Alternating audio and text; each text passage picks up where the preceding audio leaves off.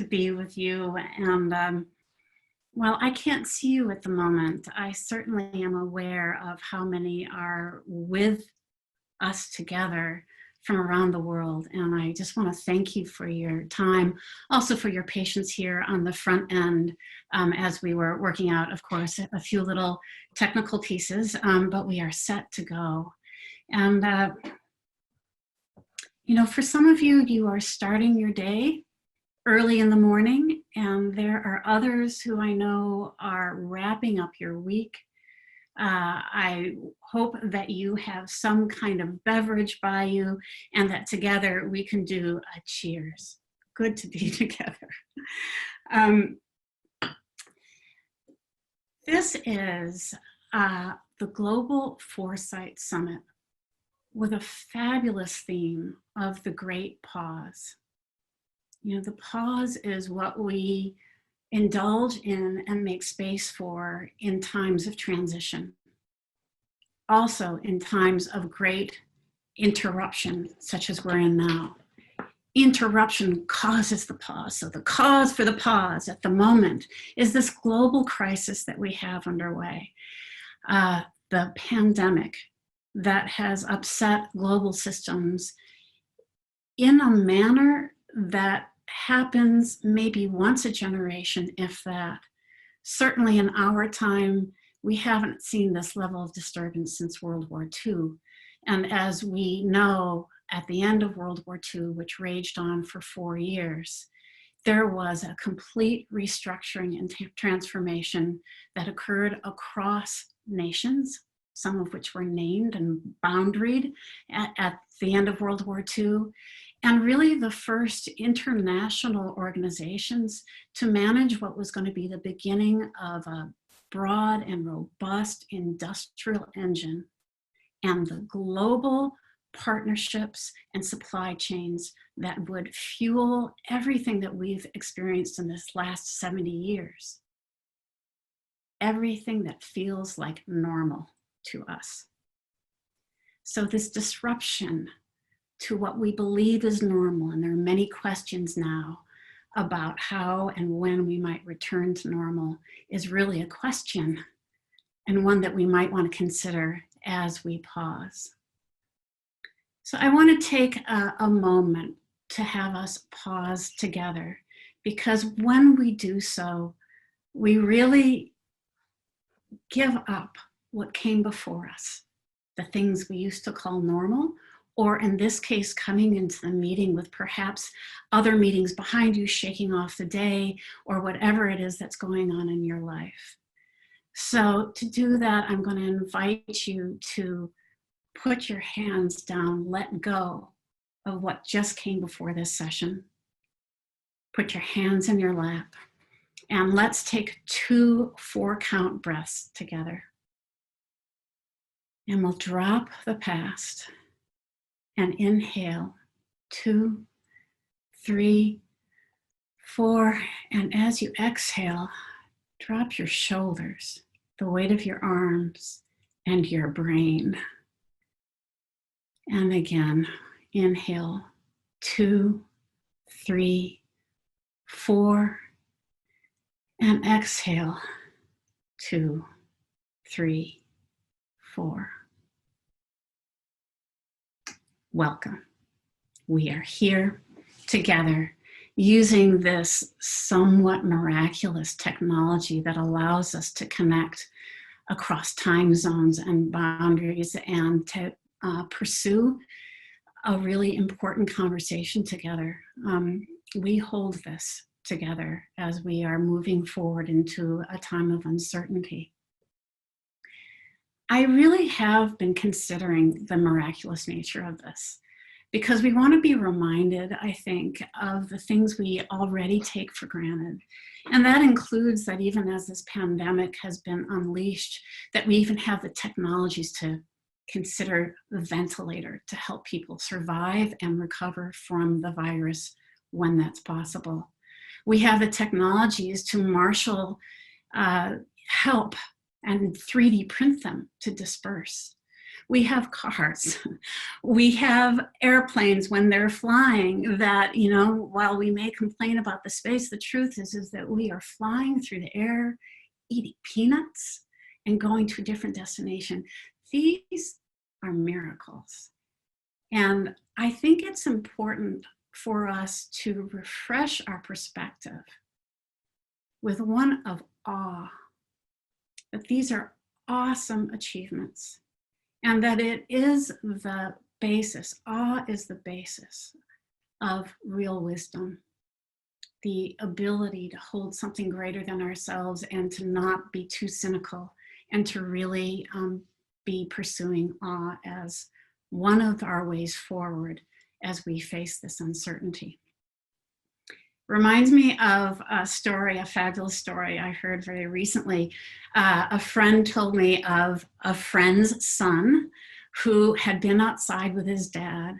And as he was looking around him, he was in awe. Something occurred to him all at once. And he looked at the ground and he said, I'm standing on the ground here. And Dad, you're standing on the ground there. Are we connected? And it begs the question, really, is the whole world connected? And I would love to see what you have to say about that. If you want to add that in chats, your position and feeling about, is the whole world connected? And again, through technology such as this, we have an experience that we can launch. So this title for this session, the one I chose, is Rocking Newton's Cradle. And Newton's Cradle is that executive desk toy that has 5 steel balls on it. And what happens is that you pick up one ball and drop it. The 3 in the center stay stationary, but what they are doing is transmitting the force to the other side that causes it to fly. And this kind of pendular nature of the steel balls force through things that feel stable in the middle, we actually have equal and opposite forces acting upon us. This is Newtonian physics, and it is something that we see throughout nature, including the nature of change. Why don't we take a friend, if you would forward this, that would be great. Thank you. If I'm touching the ground and you're touching the ground, are we touching? Anyway, I just think that's so marvelous. Marvel us, wonder us, awesome. Again, I think these are the things that we are going to use to stabilize ourselves as we go into this phase of uncertainty. I am here today with you as a business futurist, and to talk about and share with you how it is that we become wiser leaders. We have a real need right now for wise leadership. And it may be that while that's a great thing to wish for and seek, that really what we want to do on an individual level as leaders is to be led by wisdom, to cultivate it for ourselves. As I mentioned, I come to you as a business futurist today, but the fact that I would have ended up here with this career for the last 20 years was not a given. I had started, my first professional expression was as a ballerina. 25 years of training that I had absorbed in this pursuit of dance. And one of the things among many that I learned as a dancer is that, you know, again, the physics were at work. If you didn't move from your center, you'd fall off a pirouette. You wouldn't get as high in the air as you might if you were centered. And certainly when you land, you might just twist an ankle. So the thing that I learned to do was to identify on a physical level and hold on to a centeredness that I think is really what we are going to be reaching for now. And so it is in that centeredness where I think that we are all going to be seeking to face uncertainty and find the stability within ourselves in an environment that has none. It has none. This is not a time for planning. It's very hard to do. So the cultivation of this wisdom, as I was speaking to, is really about being able to see clearly, to accept things as they are. And foresight, strategic foresight, is a fabulous tool for beginning to understand our environment so that we can make sense of it. Today, I'm going to share with you some methods for how we make sense of change. It isn't just the kind of roiling surface of trends and issues that we are confronted and challenged by. It is all stemming from a set of structural changes, forces that are all of our trends are rooted in. And we'll step through that today together as we start to make sense of what's happening right now and how we begin to cast a view forward. This is Newton's Cradle. And what we're really seeing in this work is that when we look back in time, historically, what we see is that every epoch has a swing to the opposite extreme. And so let's go to the next slide and see some of these examples. For instance, when we look back at ancient Athens, one of the things that was being expressed in their social organization of the time was really the first incubation of what a democratic process and structure might look like. They had discovered, the philosophers being a part of this, the idea of individual liberty. But as they indulged in that individual liberty, they were not looking over their shoulders. And what came upon them is that they had their defenses down and they were invaded by the Persians, who were people who had very forceful discipline. They took over Greece at the time. And that swing from kind of a loose democratic process to one that was really quite brutal and militaristic was something that clamped down for a while. It was finally, centuries later, that synthesis between the two extremes began to be integrated in the Roman Empire, which was trying to balance liberty and discipline. And it lasted for 1,000 years. You know, that's about as much stability as we get for a while.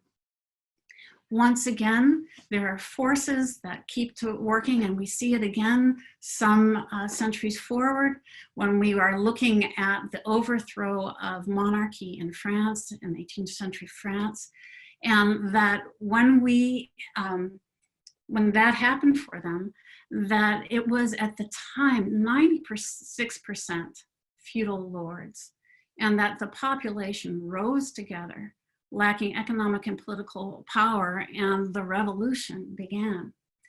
It unleashed, of course, all of those ideas, the desires, as social movements often do. They can really begin to create a shift between one system as we move into the next, and that's what we did. Is then it was an entry point in that anarchy for Napoleon to bring some order. He was inspired by this fight for liberty, and he got a little bit too, shall we say, greedy, as he then clamped down in a reign of terror. Once again, these are forces that come together and begin to integrate into the next expression. And it was 40 years later then, after the Reign of Terror, where they finally began to produce one of our first constitutions. popular representation, what had the ideas that had begun the French Revolution were now being institutionalized as the rights of minorities. And it began a whole new epoch for us. We can also see this pendular swing in the next slide when we take a look at philosophical movements, which often become social movements as well. For instance, in the Enlightenment, what we saw is that people really invested in that reason is the most significant human capacity, that knowledge trumps all other types of inputs or knowing. But it was really on the verge of leaving too much of our experience behind. It was felt to be cold and sterile and binary, dualistic. And so it swung, and we began to see the entrance of Romanticism, a movement that emphasized nature and kind of restored that sense of intuition and being led by the inside, and began to exalt the individual genius.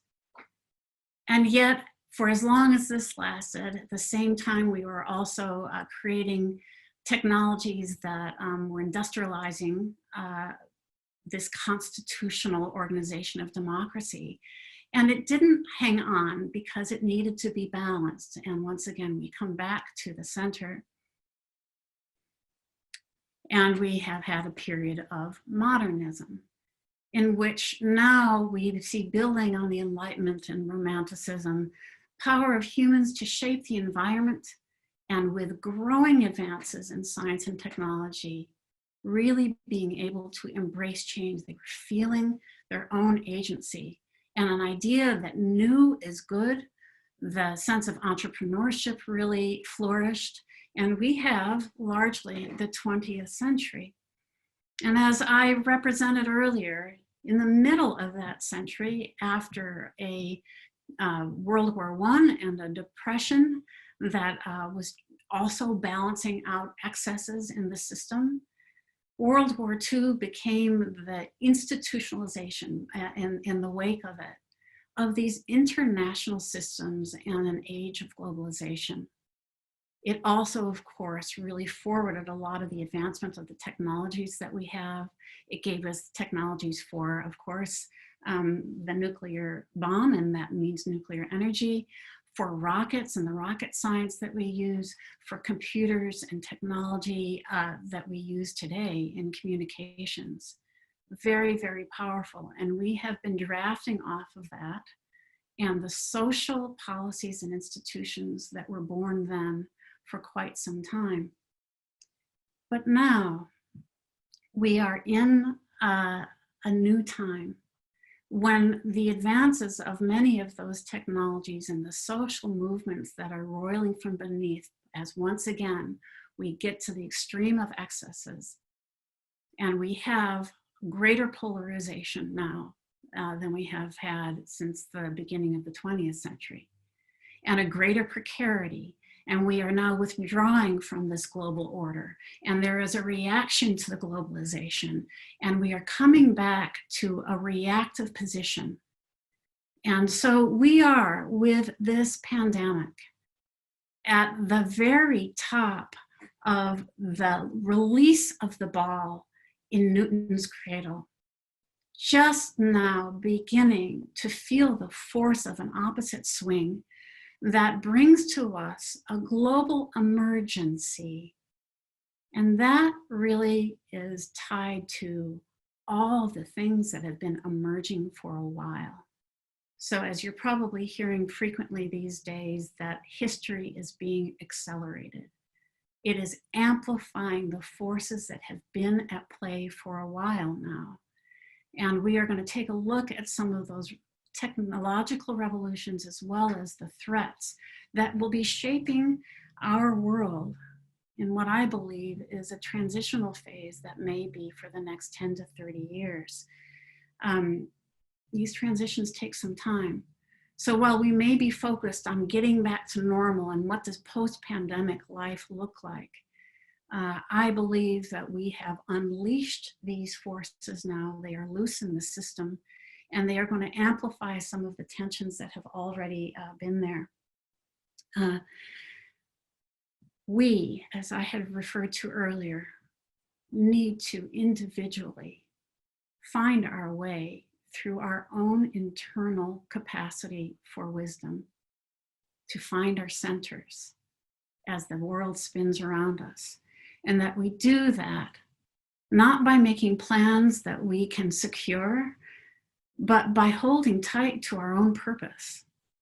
And as leaders, you want to do this for yourselves individually so that you can do it for others. We pay our own development forward as we develop others and to build the cultures that support that. We hold tight to purpose so that we have a navigation system that allows us to experiment our way forward, playing loose with our tactics. This is the essence of what it is to evolve in our own individual lives, as well as the principles of really good strategy. So, if we are to develop our own wise leadership, to be, in other words, led by wisdom, we want to see clearly, and foresight will help us make sense of the world around us. I feel it's really critical and very, very valuable to be able to discern what changes and what doesn't. Not everything changes. What changes is how we shape our concept of reality, and those are really driven by the narratives and the constructs by which we even say we believe in a society or an economic system. These are, of course, all human constructs that we have made up. And the piece that carries change ultimately with some kind of stability for a while is that as the narratives change, we begin to create new social orders. And I believe that's part of what's happening right now in this time of real turbulence.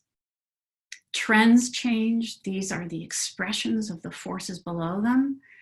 And then beneath that, we have the four forces, which is a model that I have for really understanding what drives change overall. What doesn't change is human nature. Our values might, our culture might, our lifestyles certainly do, but we still have the same needs that need to be attended to and answered. We have the need to love and belong, to create things of value, to be valued. And as we do that, we often seek to be seen and have power and agency. And along with it comes all the things that we wish we could sometimes edit out, but cannot, which is greed and power over others. And because we have an instinct for seeking advantage. These are among the human needs that I believe really stay very constant. Strategically, our purpose should be very constant as well. It is the thing that guides us through a thicket of really confusing data and information. And then the other thing that doesn't change are the principles of evolution. You know, nature has a mandate of all of its living forms, which is that we stay relevant. And so we have to, at this time, respond to the environment in a way that we can readily adapt. And right now, a lot of that is a mental capacity. We have to accelerate our own evolution to keep up with the pace of change. It is through the mixture of these things, when we look at the intersection of what changes and what doesn't, that we can arrive at what's next and begin to play loose with those tactics as we try things out. So let's take a look now at what those four forces look like. Framework that I think is really useful for making sense of where we are now.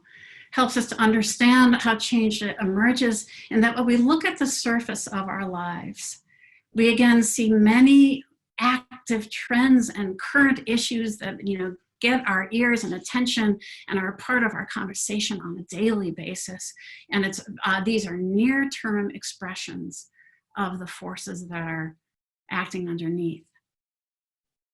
The forces underneath, as we begin below the surface to go to the next slide, we can see that these four forces are in themselves have a predictable relationship. So we can begin to see where change is coming from and where it's likely to go.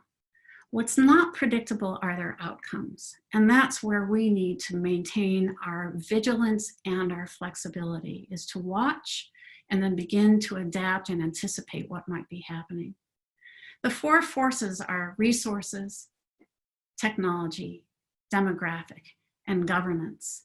And this model really assumes that the social project that we come together as groups to do is to actually do more and create more and share more together than we might do on our own. And as soon as we do that, we are creating an economy.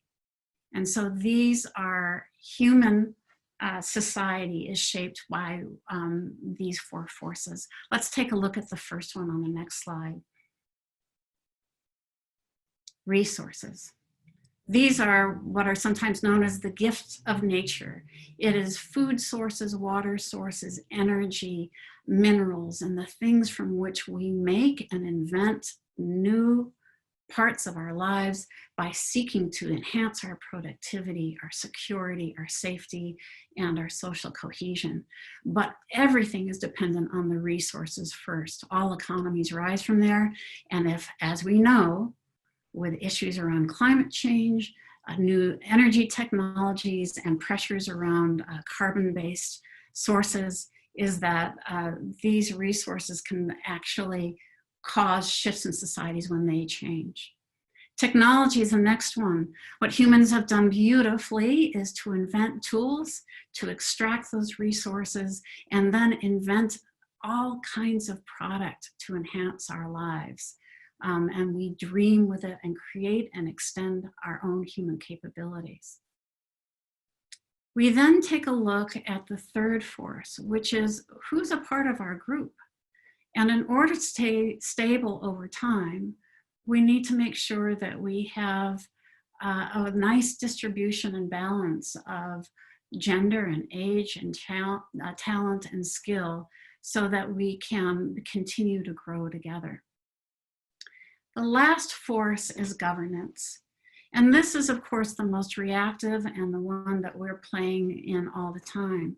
But what governance refers to is when we come together to form a clan, a tribe, a nation, an organization, we are setting up the rules of cooperation by which we create value, exchange value, and it is encoded in our laws and in our markets.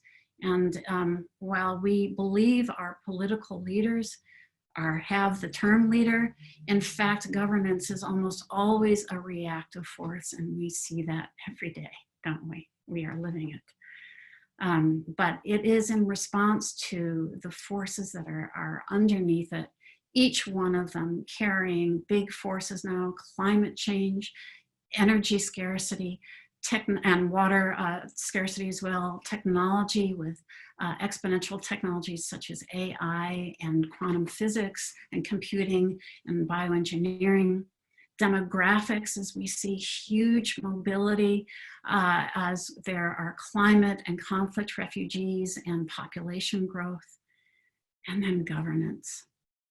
Our systems that we built for another time and another philosophical worldview are not holding us anymore. And we are experiencing great instability for that. But you can see that many of the issues that we contend with on a daily basis rise on the surface from these four co-forces.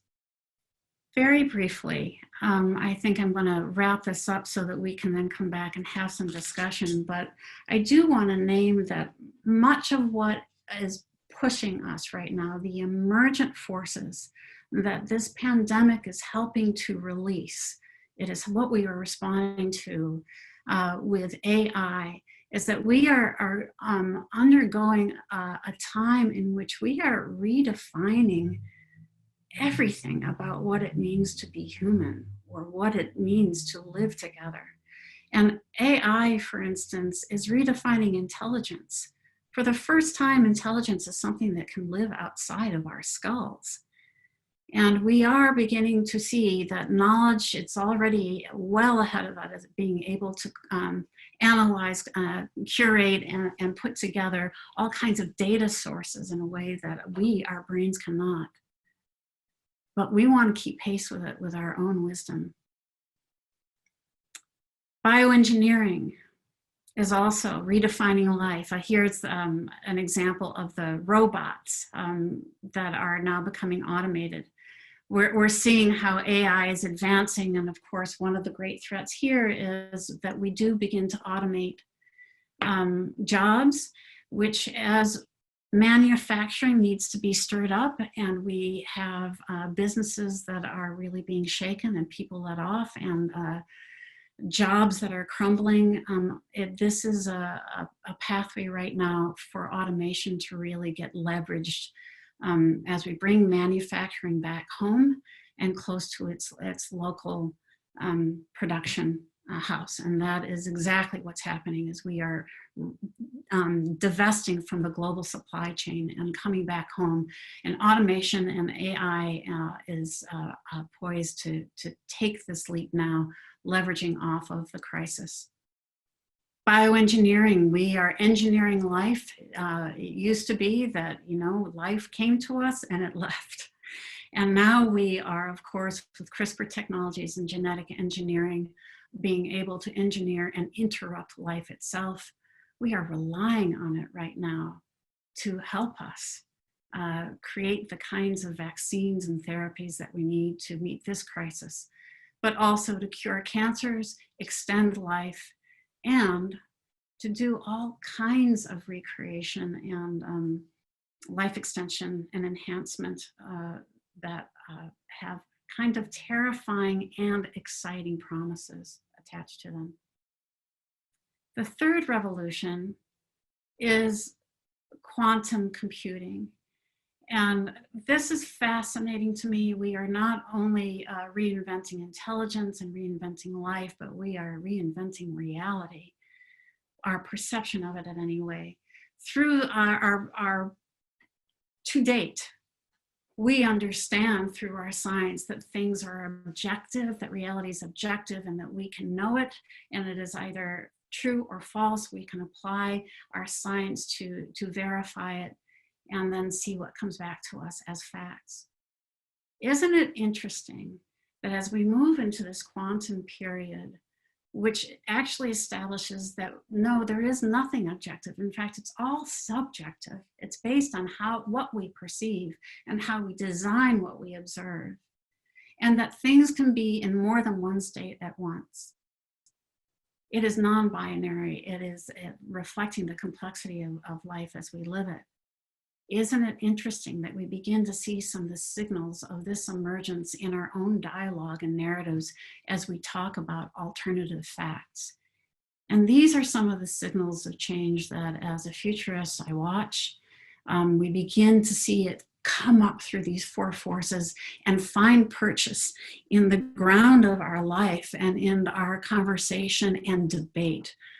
Very often, change looks like argument as we figure it out and ultimately move to some integration. What we have on top of this is what we're experiencing is also three existential threats, which when crisis and this great interruption comes, it unleashes and reveals the emergence of the forces beneath it. And it is, again, a roiling hot mess right now. And so it will at the same time accelerate these three revolutionary technologies to come into our aid. And what we see is the acceleration of their development as we're all moving in to help and bring cures and create factories and save lives. And it also accelerates their adoption, and that's a fascinating piece. We know that climate change is lurking and that nuclear war is a similar kind of major crisis that could be an extermination. It's just one press of the button is what it would take. And these are the kinds of events that we can't quite predict that do happen. They do have their trailing signs, but they do cause these massive global crises to which we have to organize ourselves. And that's where we are now. So I think at this point, here's a picture we are looking at of what the CRISPR technology looks like, getting inside the DNA so that we can edit it and redirect what life looks like and also cure diseases. It's a kind of fascinating capacity. This is, again, we are using data right now to respond to this crisis. We are employing all kinds of data collection to make sure that we can track where the disease is growing and where response is needed and how to really do that. But we are suddenly giving our permission because, of course, we want to save lives. In response to crises, again, more development. In this case, we see biometrics and blockchain being employed as a way of helping refugees access food with an eye scan. These are some of the things that are already underway. Relating to the automated workforce, robots are already 1 in 5 of Amazon's employees. Some of this is going to inform fashion, you can be sure, but here are some of the things that we are going to invent for our own security and to help one another out. And these snoods, as they are, and the masks that are now becoming mandatory in many places are really affecting our lifestyles. It's one of our signals. Here is another very quick innovation in response to the crisis of, instead of using doorknobs, we might all go around with looking like Captain Hook so that we can put this in our pocket and then be able to use these surfaces that carry germs and keep it at a distance and keep ourselves safe. I love this, and I think I might be using it myself. Is that, yes, I probably need a haircut about right now. And I thought this was so wonderful, is that you can book a session with a barber or a stylist who, when you get your own tools, will walk you through how to cut your own hair. $18, this is one of the ways we quickly shift our models to respond and adapt in real time to being relevant, this evolutionary drive. So finally, the last things that we use to capture our own source and centeredness of stability when the environment holds none for us is to really continue to move towards that awe, the sense of wonder, and in it is an inherent optimism. I am now inspired and can see that there is a possibility beyond my own perspective. I can see and make good in any circumstance, including some of the hardships that we will be up against. Curiosity. Instead of recoiling or resisting the forces and changes as they come, let's get interested in how we find ourselves in this new time and what we can adapt and respond with. We will certainly need courage in every step, every way. And when we do so holding our fear and anxiety and doubt, but being honest and humble in the face of it. And we are going to need a ton of patience. As I'd said, I think this transitional period is going to be very long. And change takes some time, even when it seems to come crashing in. The kind of change that we want to affect is what we have to commit ourselves to now, and to borrow from the awe, the optimism, curiosity, courage, and patience. As we wrap up here, we want to really consider that the one thing we can do for sure is to every day put our oars in the water and keep rowing.